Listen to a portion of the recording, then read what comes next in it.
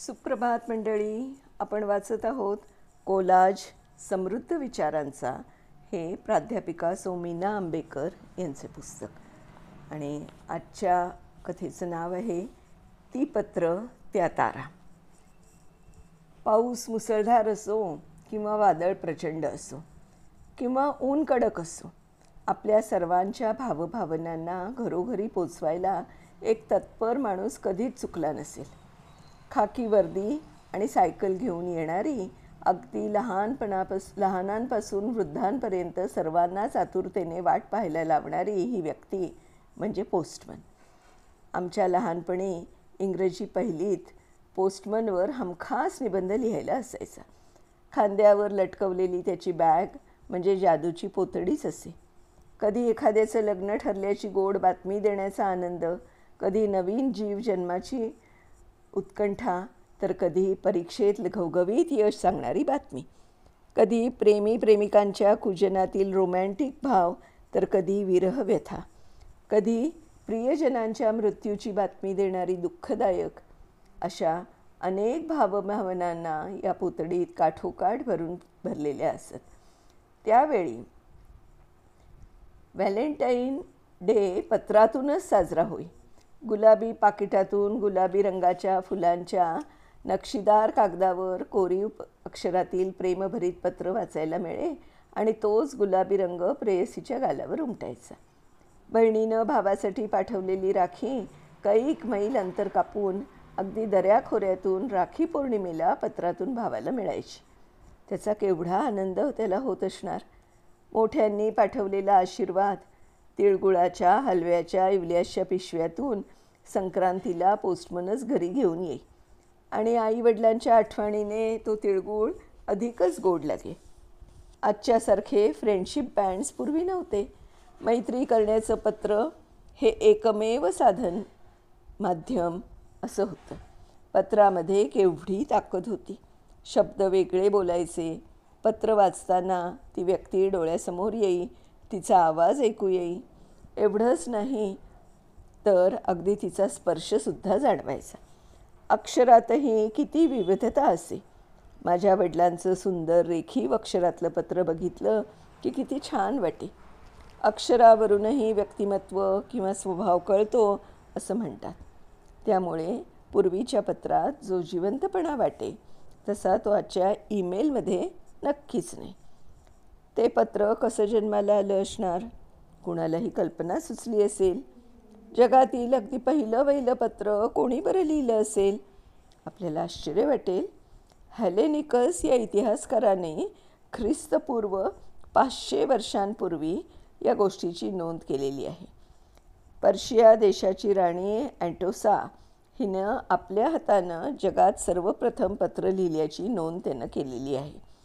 त्यानंतर हळूहळू हजारो लाखो पत्र इकडून तिकडे हजारो मैलांची अंतरं तोडून जाऊ लागली. पूर्वी पोस्ट ऑफिस नव्हती, पोस्टाच्या पेट्याही नव्हत्या, पोस्टमनही नव्हते. त्यावेळी धावपटू, घोडेस्वार हेही काही अंतर जाऊन पुढे दुसऱ्यांच्या ताब्यात पत्र देत. थोडे अंतर जाऊन तेही पुढच्यांच्या हाती देत. अशा रिले पद्धतीनं पत्रांचा प्रवास होई. काही वेळेस कबुतरांनीही आपल्या गळ्यात अडकवून पत्र पोचवण्याचं काम केलंयच ना. सिनेमातच नाही का, पण प्रत्यक्षात सुद्धा केलेलं दिसतंय. मे 1840 पत्राला स्टॅम्प म्हणजे तिकीट लावून पत्र पोस्ट करण्याची पद्धत इंग्लंडनं शोधून काढली. स्टॅम्पवर व्हिक्टोरिया राणीचं चित्र असे. स्टॅम्पची किंमत फक्त 2 पेनी असे. नंतर चीनमध्ये फक्त सरकारी पत्रव्यवहारासाठी पोस्ट ऑफिसेस सुरू झाली आणि नंतर हळूहळू सर्वत्र सुरू झाली. या पत्रानं जग खूप जवळ आलं. लोकांचं, राष्ट्रांचं, देशाचं, इतर देशांच्या बरोबर दळणवळण खूप वाढलं. फक्त एकच गोष्ट होती की पत्र पोचायला 4 ते 8 दिवस कमीत कमी लागत. कधीकधी त्याहीपेक्षा जास्त दिवस लागत. त्यामुळे महत्त्वाचे आणि अर्जंट निरोप लवकरात लवकर पोचवण्यासाठी टेलिग्रॅमचे म्हणजेच तारेचे आगमन झाले. कडकट्ट ही नवी भाषा म्हणजेच मोर्स कोड तारेने लगेच आत्मसात केली. आणि मग काय, 1-2 वाक्यांचे छोटे पण महत्त्वाचे निरोप काही मिनिटात किंवा तासातच ती तार आपल्यापर्यंत धावत पळत पोचू लागली. बेस्ट लक, रीच सेफली किंवा arriving today bye Nagpur mail किंवा मदर अनवेल, स्टार्ट इमिजिएटली असे अनेक संदेश, सदिच्छा, आशीर्वाद, कंडोलन्सीस ती आपल्यापर्यंत पोचवू लागली. पत्र आणि तार या जोडीनं अनेक पिढ्यांच्यावर राज्य केलं. पण हळूहळू टेलिफोन्स, मग STD टेलिफोन्स आणि मोबाईल फोन्स असे तरुण आणि उत्साही कार्यकर्ते येऊ लागले आणि 160 वर्षांची तार हळूहळू मागे पडत गेली. आणि 14 जुलै 2013 रोजी आपण तिला भावपूर्ण निरोपही दिला. पण तिची 160 वर्षांची सेवा साऱ्यांच्या स्मरणात राहील. पत्र ही गोष्टही आता ईमेल आणि मोबाईल फोनच्या जमान्यात दुर्मिळच झाली आहे. ज्या गोष्टी स्पष्ट परखडपणे बोलता येत नाहीत त्या पत्राच्या माध्यमातून सांगता येत होत्या. एवढंच नाही तर भावपूर्ण मार्गदर्शक पत्रही मोठ्यांकडून लहानांना लिहिली जात. पंडित जवाहरलाल नेहरू, आपल्या देशाचे पहिले पंतप्रधान, यांनी मुलीला म्हणजे इंदिरा गांधींना लिहिलेली पत्र किती अर्थपूर्ण आणि मार्गदर्शक होती. स्वामी विवेकानंदांनी देशबांधवांना लिहिलेली पत्र तर पुस्तक रूपातही प्रसिद्ध झाली. जीवन बदलण्याचं सामर्थ्य असलेली आहेत ही पत्र.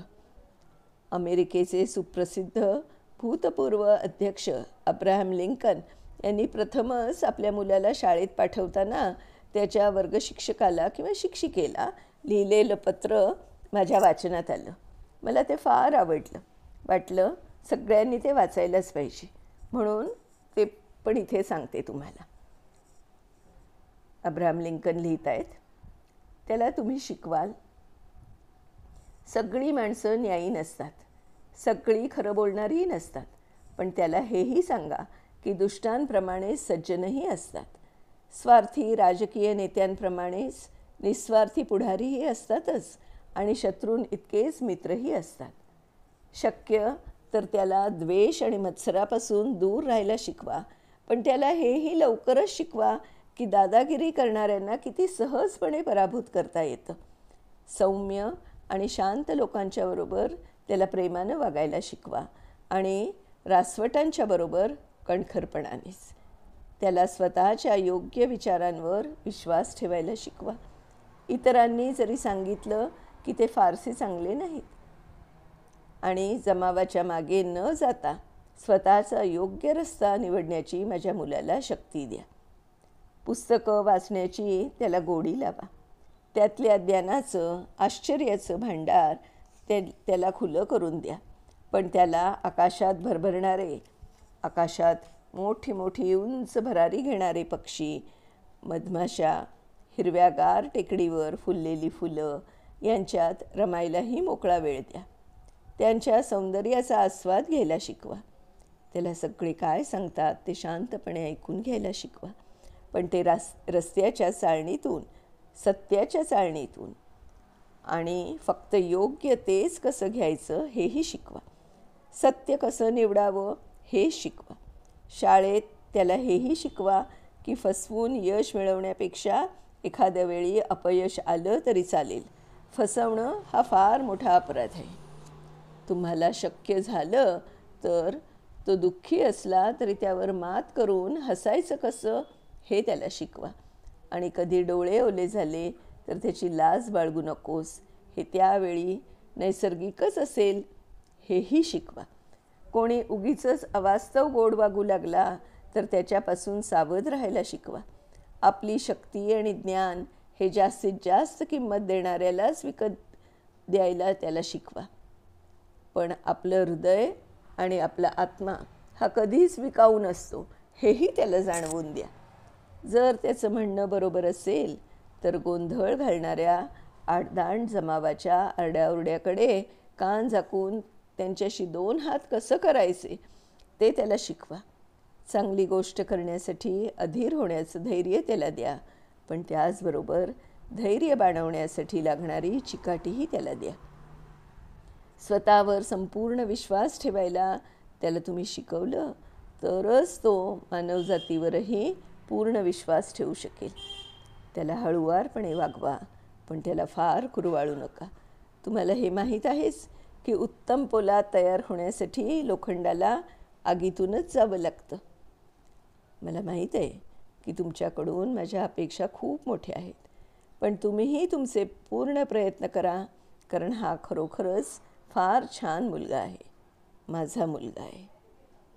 तर असं हे सुंदर पत्र अब्राहम लिंकन यांनी लिहिलेलं त्याच्या वर्गशिक्षिकेला.